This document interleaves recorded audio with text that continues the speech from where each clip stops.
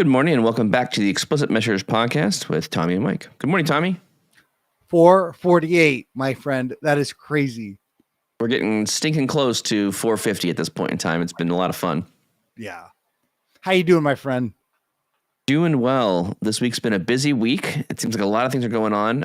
Just to be very clear on this episode is a recorded episode. Yeah. If you are in person, I will be at the DevUp conference in St. Louis, Missouri. So I'll be traveling there. Well, I'll be there now, actually, at this time. So definitely doing a conference, going to be talking about two kind of main conversations at the conference. We'll be doing one around visualization. So I'm not going to talk about like Gestalt principles. I'm not going to talk about other things. I'm going to actually sit down and build stuff. The whole session is building background images and making templates and reports live inside the session. It's going to just be a bunch of building. We're going to start with some building things with tools you already own. For example, like how would you build a background with Paint? How would you build a background with PowerPoint? Those are things you can build backgrounds with currently. And then we're going to go up to like let's call it the Pro tools, right? Then we're going to get into Figma and we'll build some stuff with Figma and show you some techniques and tricks that I use there. And then from the output of this, we'll just build a bunch of visuals. The second talk I'm going to be talking about is CI/CD for your organization. So this is a hot topic right now. Everyone wants to know how to build continuous integration, continuous deployment. What does this look like for your organization? I'm trying to do examples around, there's different levels of this. If you have a Pro license versus if you have premium per user and something that's capacity driven. What happens when you use a pipeline? Do you need to use a pipeline every single time? So we'll talk a little bit more about that as well. Kind of go through examples and different places.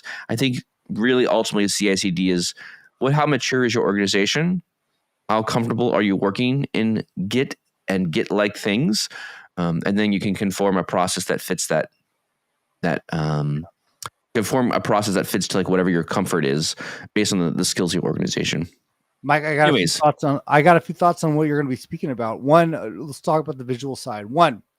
If I signed up for that, I think you'd have to charge extra because if you're going to try to get me to do Paint effectively, I've gotten a lot better in my design, but the wrist drawing, no, it's still tough. But two, would you consider that like an old school training class now? Because it's still relevant, but as you were talking about them, like, legacy, like you're talking about building backgrounds and everything. Maybe it's just because we've been doing those trainings for so long already. They're still relevant, but it almost feels like it's an old school course. Yes and no. I mean, I think a lot of people, again, my feeling is a lot of people know how to build reports, but there's a less of an audience that knows how to build good looking reports. Yeah. Right. So there's this, what are you going to do? And for me, it's a matter of like, where do you do the work, right? So there's a little bit of like nuances around, okay, how do you build the theme file right? How do you stylize the visuals correctly? And, it's this idea of, well, does the background image become extremely plain and you drop a bunch of visuals on it? Or do you make the background a little bit more elaborate and put some text on it that you can't have in the report? Right. Or like, so what are the, to me, it's like, what are the breakpoints? Like, what are the different options you could get building one way or another? And so I built a lot of backgrounds. I've built probably hundreds of them now at this point. I'm trying to kind of consolidate that experience down and say, look, here's what I have found. Like, here's things that you want to build a good looking report that is flexible enough for people to use it as a template. Because sometimes people build a good looking report template that's so narrow that no one can use it. Like you have to have 3 boxes across the top for KPIs. Well, I don't know if I'm going to have 3 KPI boxes across the top. Like how do you build it so it's flexible? Like you can get as many as you want. So it's those kind of like very nuanced things that I feel like people aren't really talking about. And that's what I'm going to try and spend a little time on. Are you going to be talking, because you mentioned something called breakpoints, and I'm intrigued. Are you going to be talking about in the course when to stop? Because I've seen great looking reports that had a single page, 180 objects on it. And my immediate thought is that's not worth it. And I think what we're always trying to do is how well can I make this look with the least amount of effort, so to speak, right? Because you can build something looking great, but if no one cares about the extra design, well, then how worth it does that actually make your time? It's really interesting, Tommy, that you bring that point up, because that's kind of where most of this talk is kind of coming from at some level, right? So Right. I really do focus on the idea of, if you're going to spend a day building a report, don't build a single report. Build the template of the report, right? So, I mean, if I'm an organization who wants some consistency across the reports, it really is, how do you go to market with these templates and build them in a way that everyone could use them? So that way, when you build stuff, everything looks like it has a similar feel, has a similar style and vibe, and like things look consistent coming out of like a singular team, Yeah. the entire company, from business intelligence team. Like, I don't know what your organization structure looks like, but it makes a lot more sense to let someone or designer or work with someone to say, this is our style of our company, our organization, and build only one of those. To your point, Tommy, it doesn't make sense for us to build a single page with 180 things on it that will render slowly and isn't the best, and it's only maintainable by that one person. We want to build things that are highly maintainable by across a lot of people. So all those extra elements you put on the page that are like text or images or backgrounds, like, how do you decide which of those pieces are going to live on the report side where you're in desktop, or live on the background or the page side? Or, if I build you a template that only has 2 pages, that might not be enough for you to actually build the report that you want to build. Right. You need like 30 pages or 10 pages. So how quickly can we get those popped out? And, across all 30 pages, do I want to be clicking? And this is where I feel like I spend a lot of time. I spend a lot of time just clicking on visuals and like, okay, click on this visual. What does it look like? Click on this visual, change the styling. Okay, now I've styled this bar chart. I've got to change the style of all the other charts to match. Yeah. So how do you get all that to be consistent across? Like, if I'm centering the title of visuals, I shouldn't have to go through every visual and center the title. That's so wasteful. I should go to the theme file and center all titles at one time. Like, so there's just things like that I don't think people are realizing. And, desktop is, when you're doing the stylizing of visuals, it's just a ton of clicks. And so I'm just trying to remove that or reduce that down to a smaller amount. This is a huge point. I know my complexity of how I think has forced me to think simply. To the point now, we had a report. I was working for a client, like, hey, can you take this template, build, adjust it, open it up, and had the 180. I'm like, no, starting over. Not even worth my time to adjust that existing report, because there's too much stuff on the page. Right. Yeah. It's also a fine line balance of like, what style do people like as well. I've been showing some people some internal reporting that we have for our customers. And so my reporting tend to, again, in general, tend to go on the simpler side. Most of my reporting is like a gray page with visuals with white backgrounds on them, kind of simple, spacing things equally out. There's a lot of data. It doesn't work. Yeah. Tell me when that doesn't work. I focus a lot on, like, there's different roles, right? I'm the analyst. I'm the one who's going to be analyzing the data. So I'm going to be very careful or comfortable with lots of lines of code, like lots of visuals, and maybe I've been building now a lot of reports that scroll. So the width really? What? No, you're not. Yeah. No, you're not. Totally. Why? Oh no.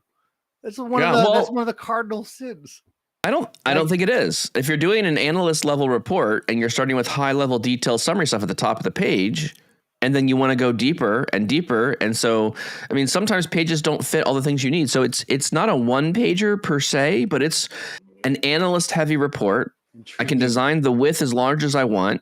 It fits on the page. And then I leave a little, again, this is a design, judgment call, I guess, right? Arrow down. There's a little right-hand side that, and the whole page is like gradient, right? So this is where some of the backgrounds kind of inform, I think, some of how you build the report, right? So there's a gradient across the entire page of the report.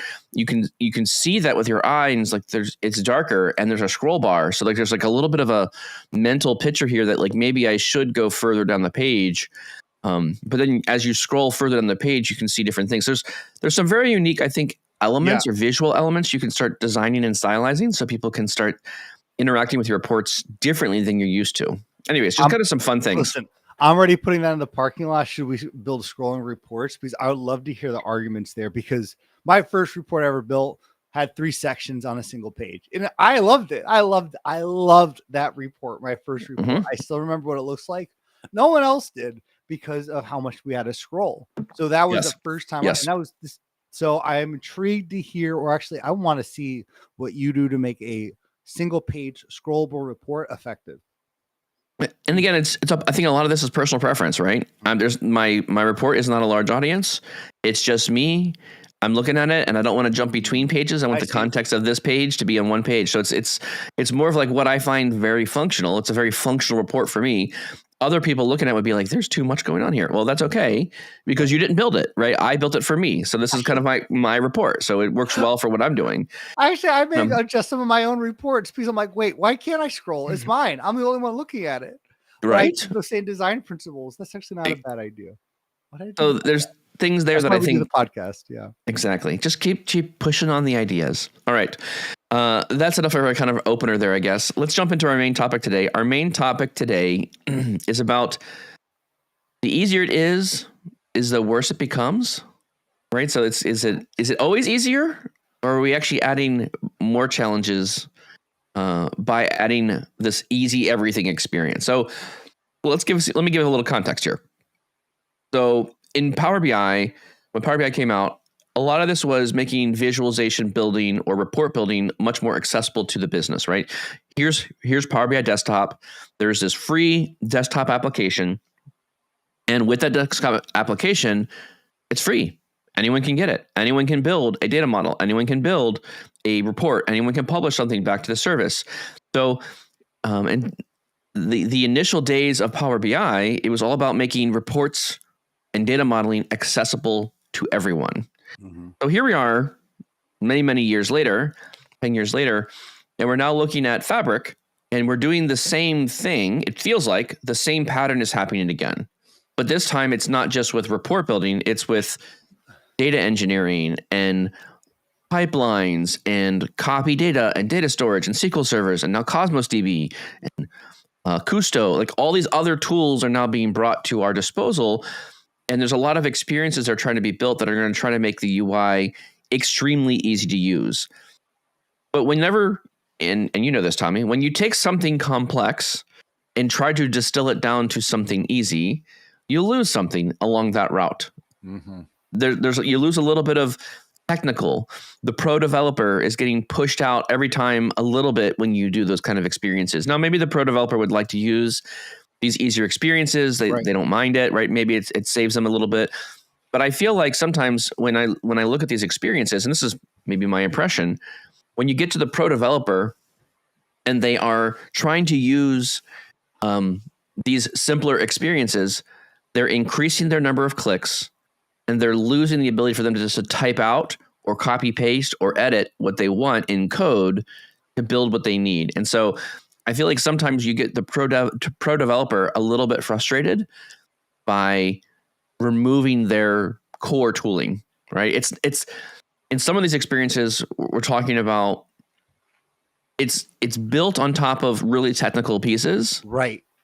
But the UI and the way that the UI is built, we're not always giving access to the technical side. We're kind of sometimes hiding the technical side and only giving you the simple side of things. Like, Does that make sense what I'm describing there? Oh, you're getting close to home, my friend. And I think let's take a step back too, because I think for both of us, when we start with Power BI, I know we had different stories getting there, but we have to understand where we are with Fabric and the tooling that we have available, that these are not things Microsoft just developed for Fabric.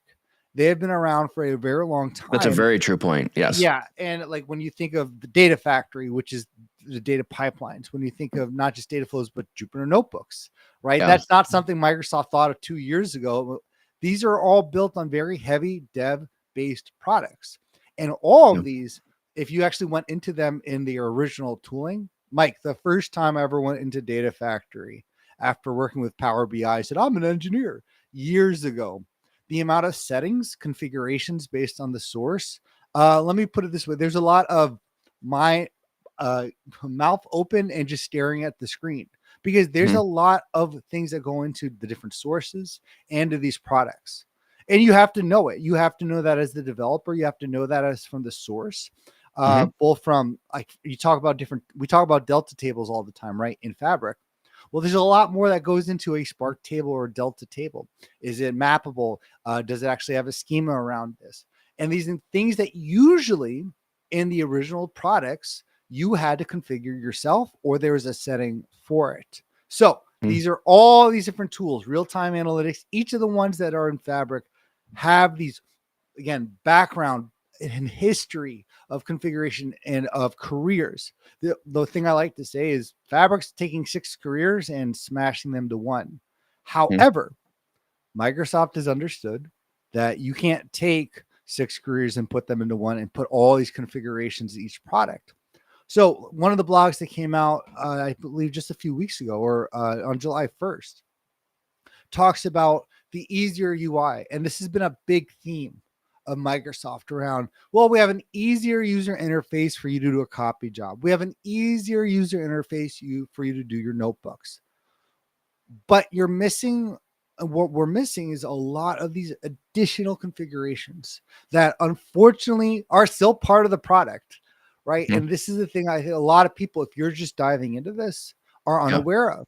And there's a lot of gotchas here. And I think for us, the conversations today, the conversation I want to have with you today, Mike, and with everyone else who's listening is, have you felt this kind of pain or this conflict? And is this a problem or not? Oh, I think I've definitely have felt the pain and conflict of this dichotomy of, again, I think I err on the side, and Tommy, I guess we would both err on the side of, we're on the side of the pro developer side a little bit more. Yeah. We're on the side of, we want all the technical tools. We want to have no holes barred.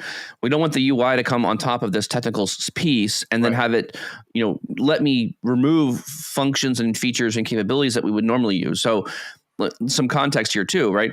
Azure Data Factory came out in 2015. Like, it was initially pre-released in 2014, came out officially in 2015 as a product. And I remember working in an IT organization around that time. I'm trying to roughly put my timeline of like when I started working for things, but like 2014, 15, 16, that sounds about the time when I remember start seeing Azure Data Factory appearing. And so there's a lot of concepts like, what is it? How does it run? What's a pipeline? Like all these different things that kind of came out in that early stages of Azure Data Factory. But that was, again, a tool built for data engineers, and it was all built in Azure. And so most of the Azure space was like IT professionals, developer space to compete with AWS. And so here we are now at Power BI and Fabric, which is more of a business-based tool, right? It's geared towards the business. So if I look at this spectrum of time when this article started, when these tools came out, I like the fact that things get easier. I like the fact that they're getting simpler for more people to use. My challenge, I think, becomes when the UI doesn't necessarily support all the things I want. And I know that the code or underneath the hood, it should do, like, I'm coming from a reference point of Azure Data Factory from Azure. And I go use pipelines in Fabric, and they're exactly the same. Now, there's things now that have been added. The gaps when they were initially released, it's like it's gotten closer. They've made it more efficient. It's gotten all the features that I think I need from Azure Data Factory in Azure side now all exist. And I have a couple new ones, right? So they added some new things that make me want to use pipelines better. Send a Teams message, send something to SharePoint. Like there's some other integrations that they're giving me that I think are easier to utilize when I'm using the pipelines in Fabric. So for that reason, I like it. But it took them a little while to mature the product. And so I think here, Tommy, is where the rub is for me. When we look at brand new products like One Copy Job, right? Mm-hmm. Copy Job, I've been kind of a little bit annoyed with because it's in preview. So there's room for it to be built better and be refined. But I mean, just kind of 2 quick observations around what I was doing in Copy Job. In the Copy Job experience, you can connect to some sort of database, MySQL, SQL servers, whatever that is, and you can copy from that source location into a lakehouse table. And the challenge for me was when I tried to add, so I had a lakehouse with a schema attached to it, and the schema was DBO by default. And so when you selected the tables, it automatically gave me DBO and then the table names that I was trying to translate and copy into. Great. I mean, nice. Thank you for doing that. But I wanted a different schema to put all the data in, and I couldn't easily go through. And if you had 3 or 4 tables, it wouldn't be a problem. Not an issue. But when you've got 75 tables and you have to go through every single table and change the schema of where the thing's going to, there's no like bulk edit, there's no bulk add. Now, again, why Michael, why are you complaining about this UI, right? Why is this a complicated thing? Well, I know for a fact that all these things in Fabric live in JSON. There's a backend behind all these things, and everything has a schema to how it's being built. And doggone it, when you go into the coffee job and you run it, you go look at the JSON code for it, and I can see, look, here's all the tables. They're all right there, no problem. But the downside is I can't edit it. Yes, I don't have the ability, right? So my downside here is I can't go in and edit the schema. And if I wanted to add more tables or change all the schemas at once, I would have thought it would have been as easy as like find and replace. Find DBO, replace all the instances using Monaco, the code editor, and then hit save, and it would just absorb the changes, right? That's kind of what I want. But that's, again, back to our point, Tommy. This is where the UI of the simple things was abstracting some of the technical pieces I needed to do as a professional.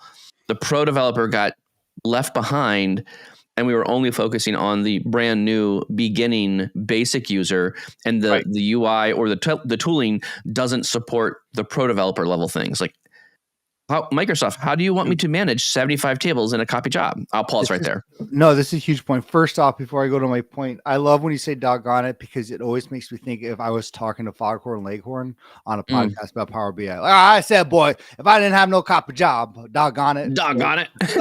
I don't know. I could say if that were one Looney Tunes character I would want to talk Power BI with, it would be Foghorn Leghorn. Anyway, that's funny. No, but you're speaking about something where I think Power BI or Microsoft is assuming they put in a standard implementation and they've added standard features. And I think that's the biggest thing is all the easy UI.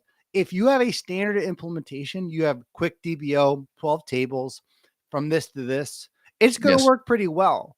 However, I think the problem is, Mike, how many of our things are just plain standard where for me, again, anywhere from maybe 20 to 30%. Would you go into this standard category? It's go from this to this to this. It's the Microsoft story.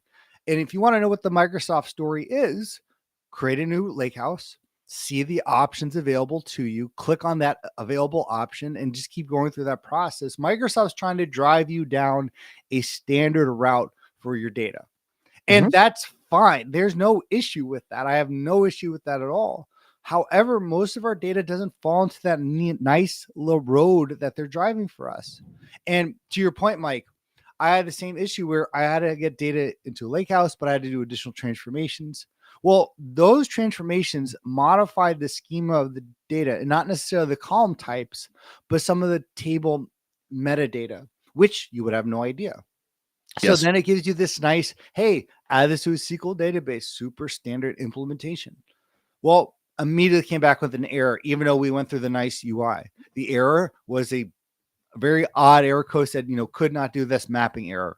Mapping error? What? These are new tables. What's a mapping error? Well, hey, thank you, ChatGPT and Copilot, for your great answers in searching the web. But it turned out to be when those transformations happened, those tables had enabled mapping, which is unavailable for SQL database, which is nowhere available in the UI to change, nowhere available in the errors to change.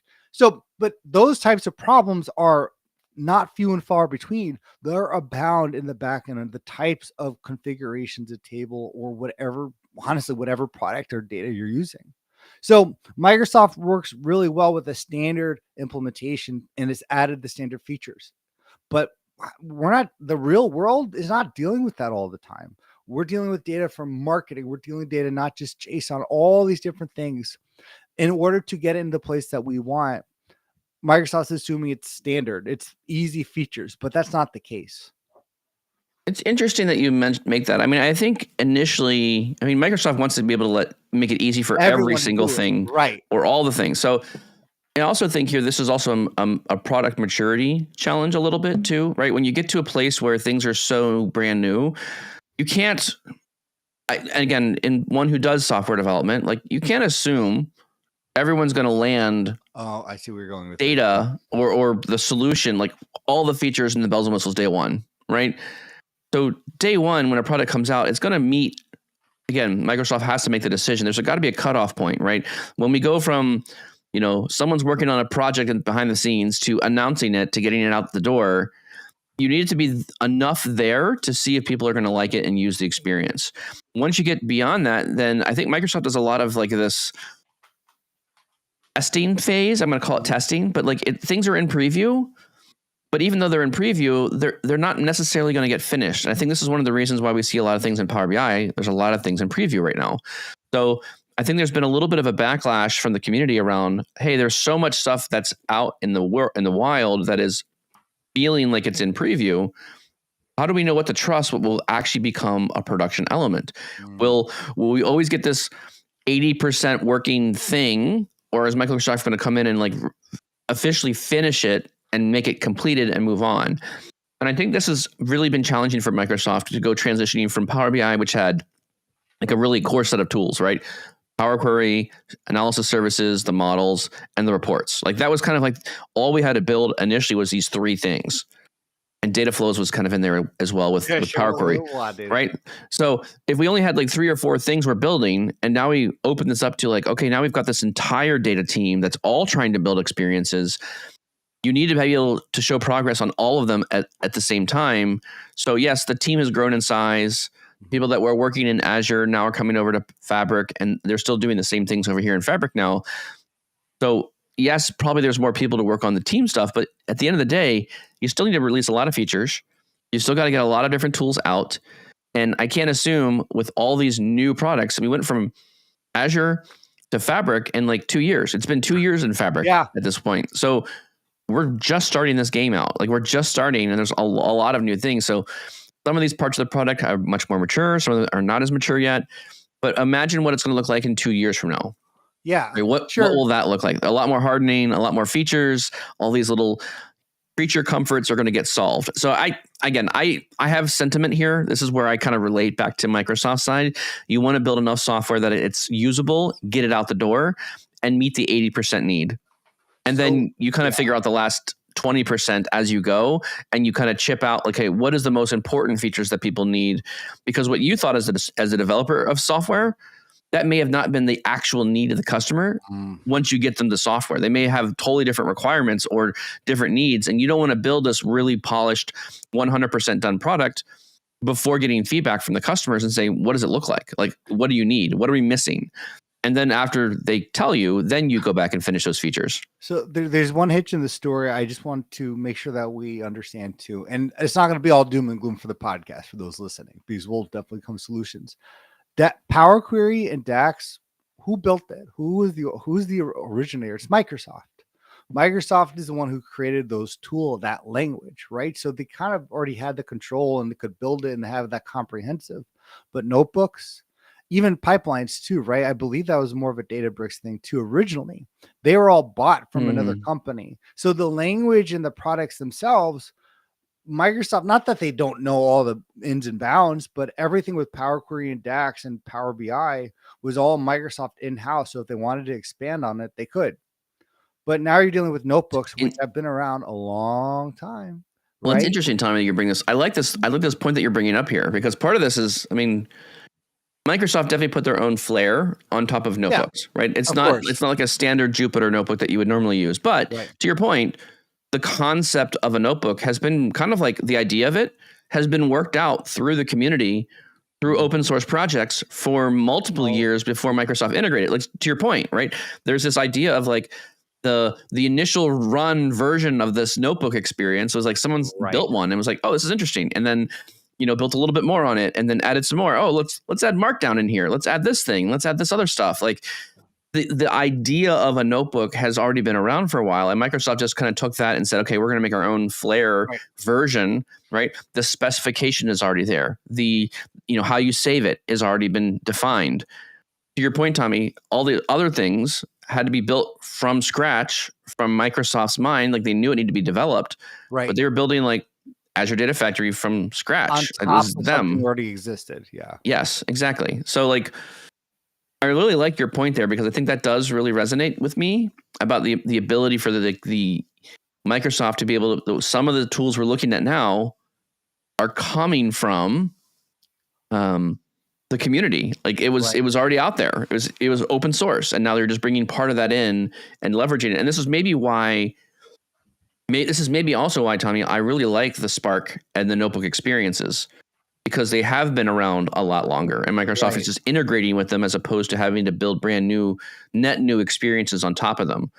Maybe that's also why that notebook experience feels like it's a lot more mature than other parts of the products that come, like Copy Job, right? It feels very new. It feels very simplified, very boiled down for that new user. I do like it. I think it's the right approach. I just still feel like there's a lot of like rough edges. Like I can't go in, you can see a Copy Job and you can see the JSON, but you're unable to edit it. And I'm like, that's like a simple miss to me. Like, why would you not let me edit the JSON? Other experiences, I think it's also in pipelines as well. You can see the JSON in the pipeline, and you can even edit it. So like if you knew what you were looking for in the JSON, those power users can go in and modify something. Like if there's something you're going to replace, oh no, I named this variable the wrong thing, I want to replace it. You could go to the advanced code and just do a find and replace on multiple things. I think that's a lot more useful to me. So you keep saying the power users, and I would argue with you, it has less to do with the power users and more it's wholly data dependent. Right now, whether or not you know how to do that is based on the power user and the skill of the user. But help me unpack what you mean by data dependent. What do you mean by that? So if I'm using the sample Microsoft data, I'm probably not going to have to go and edit the JSON. I'm not going to have to go into any of the power feature type tooling, right? Because everything's just going to work with the normal UI. But depending on the data that you're using, where it's coming from, the back end of that's going to really dictate if you're going to need those power tool-like features. And I think that's the argument. Okay. Now, whether or not you know how to or where to look is based on whether you're a power user or not. Okay. But, it's the gap. To me, it's the gap of that stuff, though. I mean, so I understand your point, Tommy, but like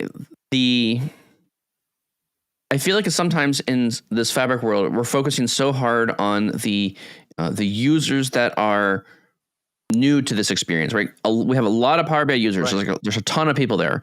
They're Power BI people, and they're thinking about, should I come over to Fabric?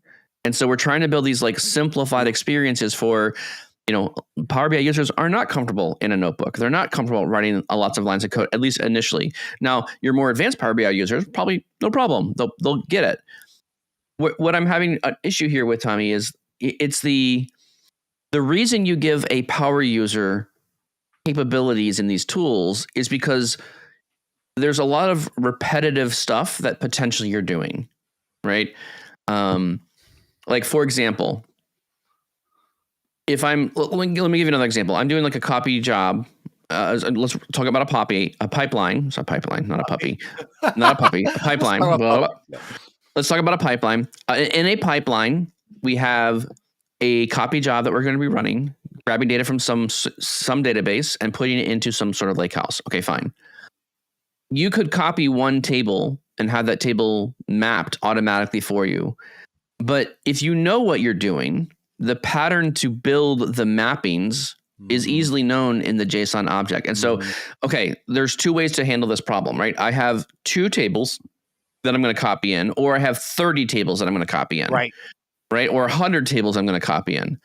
So to me, this is where I start thinking about this going, okay, I could continue to use the UI, and for every number of clicks, add a bunch of extra clicks to like add a new row. Here's the source table name. Here's the destination table name, and like do a lot of extra renaming of things. But to me, that's very time consuming.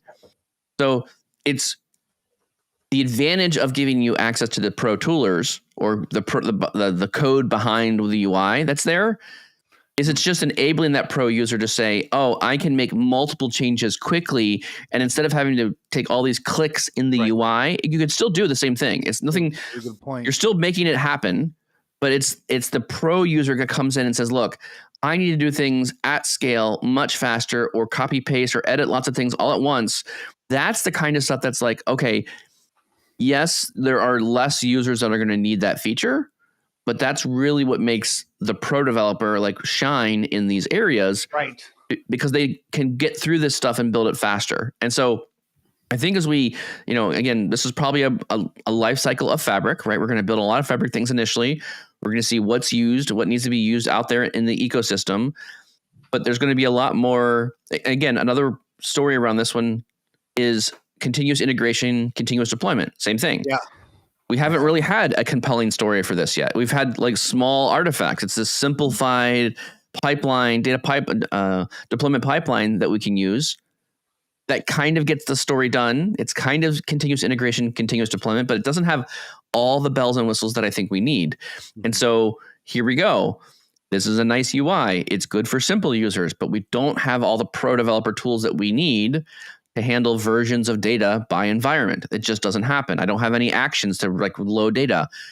When you're talking about a process to develop and deploy data processing systems, you need some way of like doing checks and tests and being able to like run data as you're deploying the code.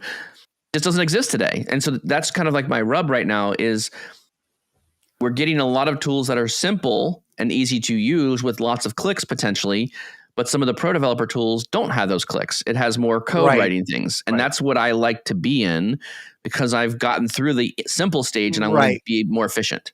And I think it's the argument now, this agreed upon argument on who are the personas. It's almost like, how do I make all my kids happy at once, so to speak? And I have an 8-year-old, 6-year-old, 4-year-old. And if I were to say, okay, give him ice cream. Right. Well, no, yeah. Just give him ice cream. That makes everyone happy. Right. But if I'm going to give him a Tommy game to play with, right? And I think we'll see how an analogy is. Well, if I give him one that my 8-year-old will be really stimulated with, my 4-year-old won't be able to catch on. Yeah, correct. And it's not because he's 4, it's because he's dumb. No, he's 4, but kind of thing. Well, the jury's still out. It's just different maturity levels. Well, I mean, you haven't met my son yet, so but you're not going to play. You're not going to play Settlers of Catan with your 4-year-old because you're like they won't even know what to do. Right, exactly. So if I try to find, and I think right now Microsoft has that age range, or they're not sure those age ranges go. How do we make all the kids happy right now at once? And unfortunately. Or I don't want to say what's the largest pool of age ranges, right? Exactly. Do we have we have a whole bunch of 4-year-olds? Let's just build something for 4-year-olds. Like, it's just we're not teenagers yet. You and I, unfortunately, are the outliers here, and I think we're the old men. We're the old. We're the grandpas. We're the old kids. Don't be them. It gets weird. But we're probably the older ones there, and there are more than just the two of us. But I think when you look at who Microsoft is trying to market to, and more importantly, where the audience is, you and I are the outliers. We're probably the 5% of asking for these things. Now, does that make that right? Well, so I'm not sure if I agree with that. I think they're marketing towards the earlier stages of people to get started, right? It's easy. Get started. Use this thing. Like you need to start there.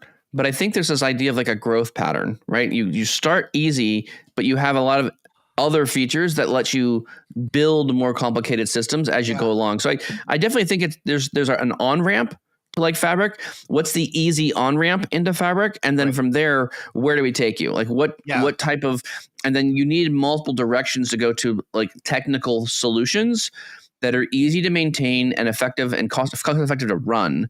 I think that's what they're trying to do here. So again, this is where I'm just kind of trying to sift out in the sand here.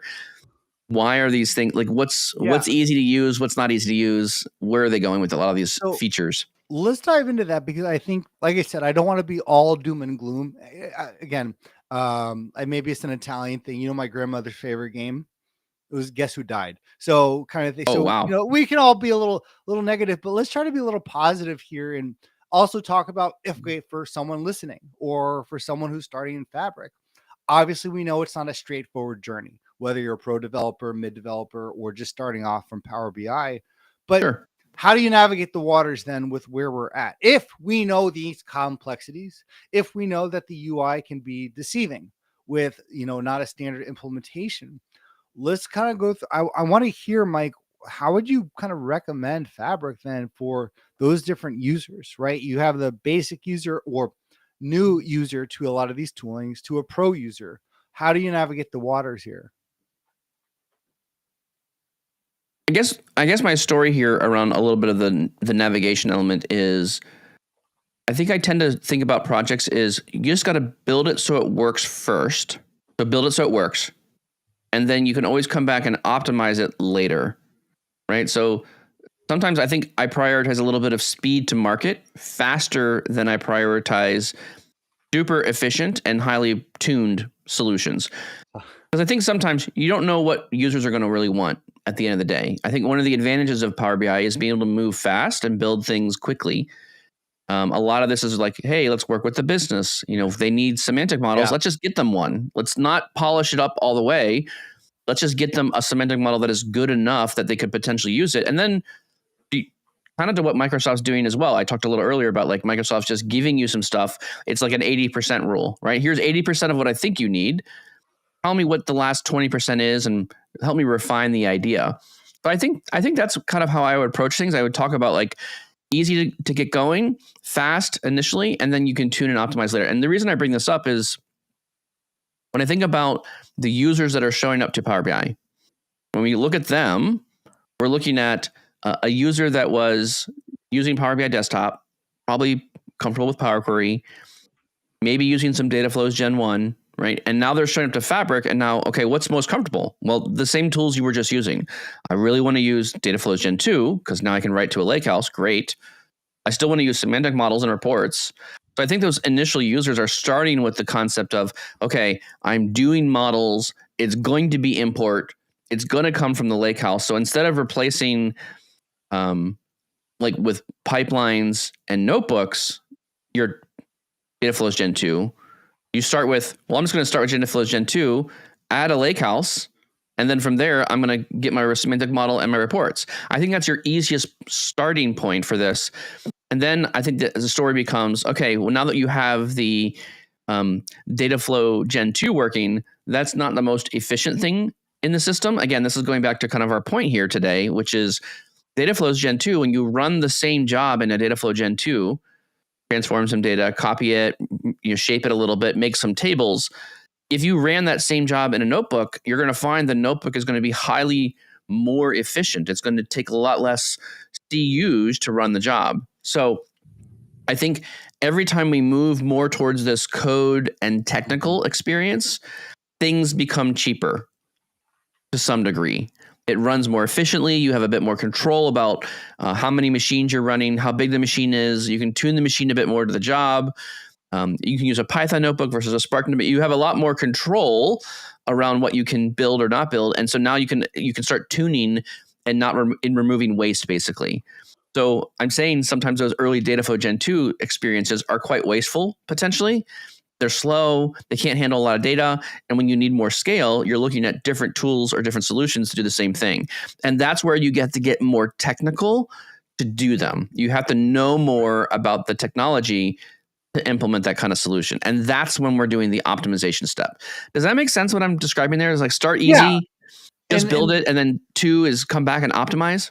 And I think that's what I wanted to kind of clarify with you. If I'm hearing you correctly, is what we're kind of basically in so many words saying that when you get started on more straightforward projects off the bat, get used to kind of the workflow. And that's kind of the gist I'm getting a little with what you're saying is if you have some simple semantic models you want to migrate, great. Let's start there, understand the workflow, understand the tooling a bit, and then you can understand where there's kind of bumps in the road. If you're used to your data flows, you'll see those bumps in the road early. And so how close is that to a bit of what you're saying? I understand the other areas, but to me, the assumption I'm making from what you're saying is, okay, you want to, regardless of your level, is start on some more straightforward projects. If that's how you want to get into Fabric, so you can get your feet wet, so to speak. Would that be a logical assumption from what you're saying? I think you're going to want some sort of push to get you into like, why would I use Fabric? I think what you're describing there is like, what is the push to get you into using, like, so if I didn't need, what are the features that I'm looking at from a Fabric standpoint that's going to get me to that next level? Right. That's going to help me to say, okay, I can use Power BI, but I actually need to spend some, again, you're usually spending a little bit more money at some degree, some more money to get to the lakehouse, to get to the other side of things. So what is the incentive, I guess. What is the incentive that pulls me over? And Yeah. I say the incentive for me right now is things like, okay, in the Power BI world, you're always importing data. Always. It's always happening. And so sometimes that requires your semantic model to load a long time. It can be timing out. It could have that import experience has to grab the data from where it's coming from. If it's a SQL server, it's like row level data. It has to look at the row level data, and analyze it. And this is the VertiPack engine. We'll have to take that data and then serve it as a columnar store and then compress it and save it. What you're doing with Fabric is you're able to take some of those heavy experiences, like those consuming time things, and I can remove that. I call it like pre-calculating. So instead of letting the semantic model do an import and calculate the recompaction of the VertiPack stuff, I can move that upstream and say, I'm going to have the pipeline do it. I'm going to have the notebook do it. I'm going to have a table, a delta table turned on with V order on it. So by doing that, I'm actually spending compute in a different place that allows me to save tables in the right format, already ready to go for the semantic model. 100%. But this is, again, you need to understand, like, that technical. This is again, it's like that technical hurdle that takes you to the next level for those things. So what I'm hearing and where I'm leaning towards, I'm not going to make all the assumptions that you're saying, but based on what you're saying, which I do agree with, is if I'm getting someone started in Fabric or a team started in Fabric, I'm also putting in the budget that we're going to be making some mistakes, and not necessarily the people because they're not skilled, but because we know that there are these added complexities that there's a lot of known unknowns, so to speak, right? Where we know there are things that are going to happen. Maybe I understand that I want to do a delta table, but I don't know, like I said, how it also works with Fabric, all the things that I need to make sure that actually happens correctly. Maybe I want to do the copy job and do a SQL database in Fabric, but there are going to be hiccups under the way. I feel like what we're saying, or at least part of the conversation here, is getting started in Fabric. You really have to almost start with a pilot or quick, or a few and not few and far between, but some small projects to be aware of hiccups down the line, of forks in the road that are probably going to occur, and they will occur regardless of your skill level. There'll probably be more if you're a basic user, but even if you're a pro developer, you don't have a lot of, again, your normal configuration available to you that you're going to recommend, or we're going to recommend. Hey, you want to do the SQL database? You want to do the whole database? Let's start with a few of our tables, your main tables. Let's see how that goes. And we're going to do this in almost iterations, because right now, as great as Fabric is, and let me tell you, again, no pandering here, it is great. Is it perfect? No. And that's okay. So let's be aware that there are things that are things unseen that we cannot see that may just pop up. I am not going to recommend someone does their full migration right now, just off the bat, right away. But I would recommend that let's start some primary things and break it down into iterative projects, because there are going to be things down the line that we want to be aware of. And the sooner we can be aware of those things, the sooner we can tackle them before they happen on a larger scale. That is just the nature of all these preview features too. Again, you made a really good point. A lot of these things are still in preview too, which means at your own risk. Mike, a lot of things that used to be in preview in Power BI, we wouldn't recommend to a client. We would say it means at your own risk. It can break or stop at any moment. How is that different from Fabric or anything in Fabric? So if we have all these Fabric features in preview, if we have all these things that are not totally for the pro developer, but are still pro developer tools, well, let's break it down. Let's break any project that we have down into smaller pieces. That's kind of where go ahead. Yeah, I want to jump in here a little bit. What you're describing or what you're talking through here sounds like, if I had to take a step back and kind of really look high level, what you're doing is, how do you do anything new? Like this is just introducing Fabric as a new thing. And I'm going to step back and say, okay, you're an organization, and I've seen this a number of times. You're an organization. You have a number of people using just Excel to do all of their analysis. That's it. That's all we've got. So in that world, what I see happening is a lot of organizations send, there is a data system somewhere. People go into that data system, they export the data they need to Excel, they go back to Excel, they do the analysis there, which is fine.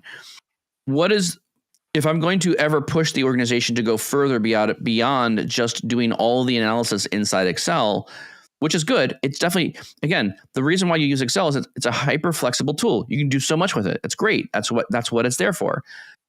But to say you're going to stay inside Excel forever seems to me like a miss, because your competitors are going to be innovating above that. They're going to be doing things in a more automated way. So the business, the organization has to sit back and say, how do we do anything new? What does this look like for us? And so to me, I look at this going, does the risk of these new things, to use the new tool, to use the new fabric, is the risk so high that you won't do it, right? If there's too much risk to go to the next step of things, then the organization has to make the decision to say, no, we're not going to do that. We're going to continue to stay with our current process. And so I think another part of this is one that the organization has to decide, is there a better way? And I think people like him or hate him, Elon Musk has kind of like a really interesting process on how he runs his companies. He's always deleting things from his company. He's like, if you're not deleting things, if you're not removing complexity, I mean, look at what he's done with like the Raptor engine for his space shuttles. It was, if you look at version 1 versus version 3, it looked like a totally different thing. Version 3 doesn't even look like it should run. There's so much less stuff on it. So every time he's doing design, it's like, we just need to, how can we simplify? How can we get rid of more things? How can we remove stuff? And so one thing I think sometimes organizations fall into a trap a lot of times is they're like, wow, we found this really neat software. Wow, we found this other really neat software. And there's all these different products from different companies. Like, it's a collection of just variety of solutions. Now, they all might be in their own right meeting the needs in that particular area. But at the end of the day, you now have got 7 different programs from 7 different companies, all doing different things or slightly different things. And now how do you move data between all of them? And it gets complex. So I like to err on the side of like, what can we do to simplify? How can we make it easier? How can we bring everything together? And back to the Azure thing, right? Why do I need to do data engineering and go to Azure and buy a Key Vault? I got to go buy an Azure Data Factory. I got to go buy a Lakehouse. I got to go buy some, like, there's all these things in Azure you needed to learn how to stitch together to get the right solution. Well, Fabric is that one-stop shop. It gives you everything. Is it all perfect? No. But is it better than what it was? Yes. And so I'm going to hit one more point here, Tommy, before before I toss it back to you, because I know you're getting amped up here about your comment. You're making good points. You're making good points.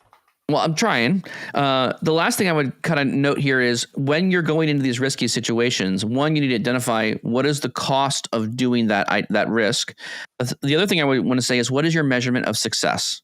What does it look like when this thing is done? How do we say, is this something we should implement and pursue? And I think of things like, is it a faster time to build the solution? Is it easier to maintain the solution? Is distribution of the content, reports, content that you build, is that easier?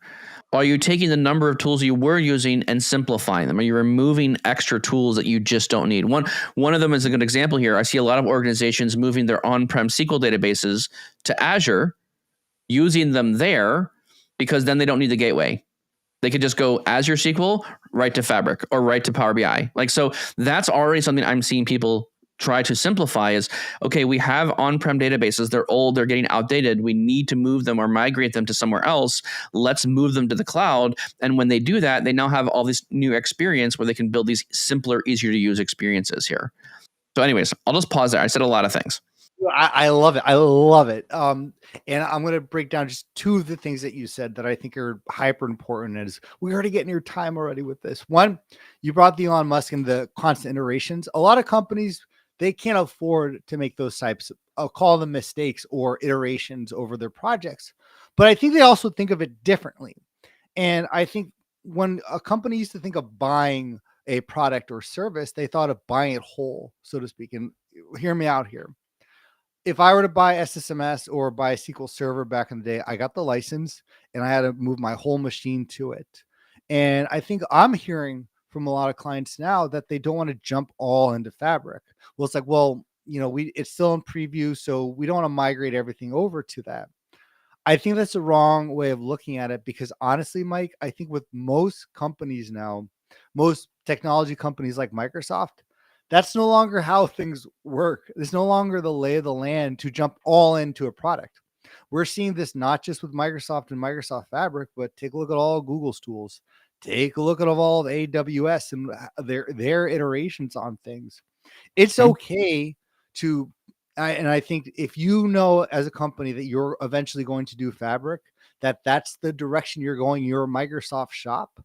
That doesn't mean you have to wait till it's perfect, because it's not going to be perfect, because whatever they work on now that you see like the copy job, well, guess what? They're going to have 20 other features that are in preview 2 years from now anyways. That's just the way I think the world kind of works right now, where we're no longer doing everything all at once.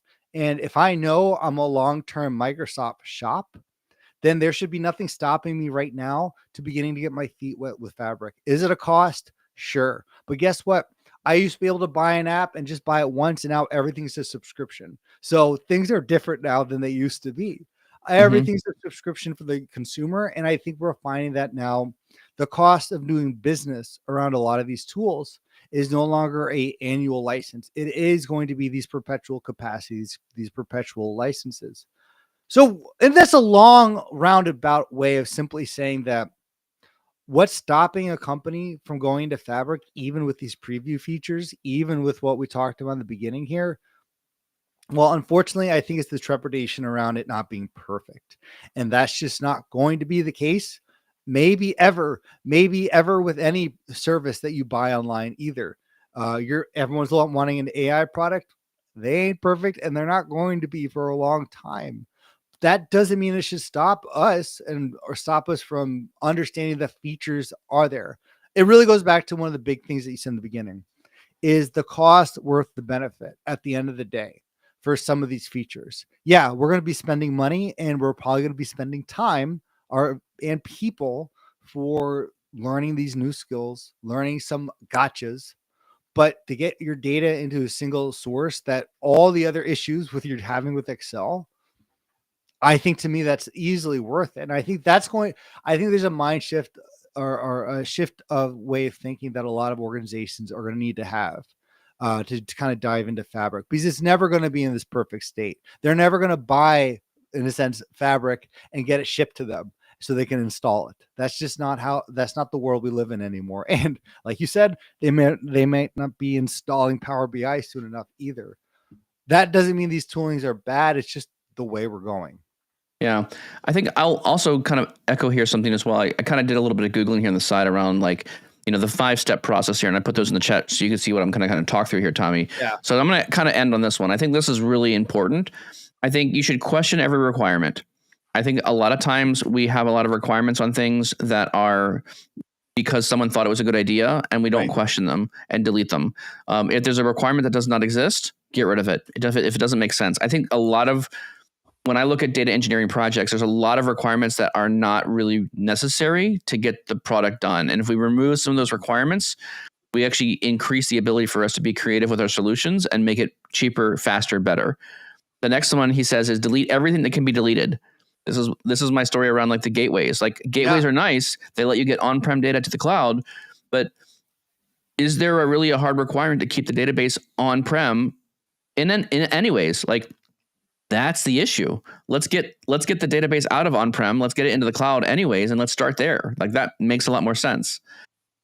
Simplify and optimize, right? Is there better ways? We've been doing things with Data Flows Gen 2. Is there a way to do this faster, quicker with notebooks, right? He talks about accelerating the cycle time. If it took you 2 hours to load something, can you load it in 15 minutes? What does that do? How can we make that work? And the last step here he talks about is automate. Add automation to things. And I think this is really a good approach, kind of a good guideline to follow when you're talking about data engineering projects. Is you got to have good requirements up front, and then you've got to just get rid of all the waste you can and get down to what is really required. And I think that will help you if you're using these guidelines, I think will help you focus on, as an organization, where do we take risks? What is adding real value to our organization by doing these data engineering experiences? But anyways, that's all I'm going to say. I'm going to kind of wrap there. Tommy, any final words for you?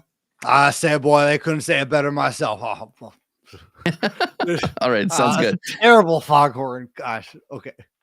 Nice try. It was a good effort. It was a good effort. Okay. There might have been a bit of too high a risk on you trying something new there. We might have to simplify and optimize my endings here. So actually, I'm going to take rule 3 there. Yeah. So with that, I'll say thank you all for listening to the podcast. We appreciate your time today. We know you could have spent your time doing a lot of other things. We do appreciate you spending the time with us. Hopefully you found some time or some valuable insights as we're thinking about these new experiences. And what does it look like for your organization? Are you willing to take some risks? Have you measured what risks look like for your organization? We would encourage you to think about those things. Tommy, where else can you find the podcast? Oh my gosh, Mike, you can find us everywhere. You can find us on Apple and Spotify or wherever you get your podcasts. Make sure to subscribe and leave a rating. It really helps us out a ton. And share with a friend, a colleague. We do this for free. Do you have a question, idea, or topic that you want us to talk about in a future episode? Head over to powerbi.tips/podcast, leave your name and a great question, and we might get to it. And join us live every Tuesday and Thursday, 7:30 a.m. Central, and join the conversation on all powerbi.tips social media channels. Thank you all so much, and we'll see you next time.